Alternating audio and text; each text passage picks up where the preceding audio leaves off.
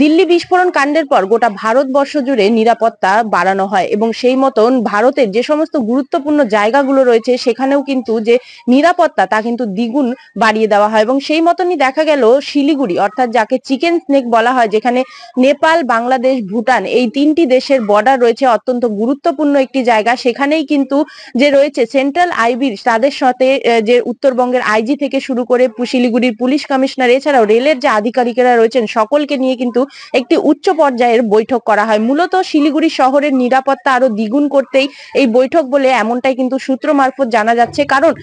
এই যে নিরাপত্তা যেখানে জোরদার দেওয়া হচ্ছে, মূলত এই যে চিকেন নেক অর্থাৎ উত্তর পূর্ব ভারতের যে প্রবেশদ্বার রয়েছে সেখানে যেন কোনো রকম ঘটনা না ঘটে সেদিকটা নজর রেখে এবং এখানে নিরাপত্তা যেন দ্বিগুণ করা হয় সেই দিকটা খেয়াল রেখেই কিন্তু মূলত বলা হচ্ছে যে এই যে উচ্চ পর্যায়ের বৈঠক সেই বৈঠক সারা হচ্ছে। কারণ আমরা দেখেছি দিল্লি বিস্ফোরণ কাণ্ডের পর থেকে কিন্তু বিভিন্ন জায়গায় যে রেড অ্যালার্ট জারি করা হয়েছিল এবং তারপরে শিলিগুড়িতেও কিন্তু যে পুলিশ প্রশাসন থেকে শুরু করে বিভিন্ন দপ্তরের যে আধিকারিকেরা রয়েছে তারা কিন্তু নড়ে চড়ে বসেছিল এবং জায়গায় জায়গায় নাকা তল্লাশি থেকে শুরু করে সমস্ত কিছু কিন্তু জোর কদমে চলছিল। সেখানে দাঁড়িয়েই এই সেন্ট্রাল আইবির সাথে যে বৈঠক সেই বৈঠককে কিন্তু অত্যন্ত গুরুত্বপূর্ণ বলেই কিন্তু মনে করা হচ্ছে। কারণ শিলিগুড়ির মতন একটি জায়গা যেখান থেকে উত্তর পূর্ব ভারতের প্রবেশদ্বার, যাকে চিকেন স্নেক বলা হয়, যেখানে এত গুরুত্বপূর্ণ তিনটি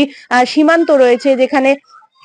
নেপাল, ভুটান, বাংলাদেশের মতন সীমান্তগুলো যুক্ত রয়েছে, সেক্ষেত্রে তার উপর কিন্তু নজরদারি এক প্রকার দ্বিগুণ বলতেই বলা চলে। শিলিগুড়ি থেকে রিনা কুমারের রিপোর্ট, কলকাতা টিভি।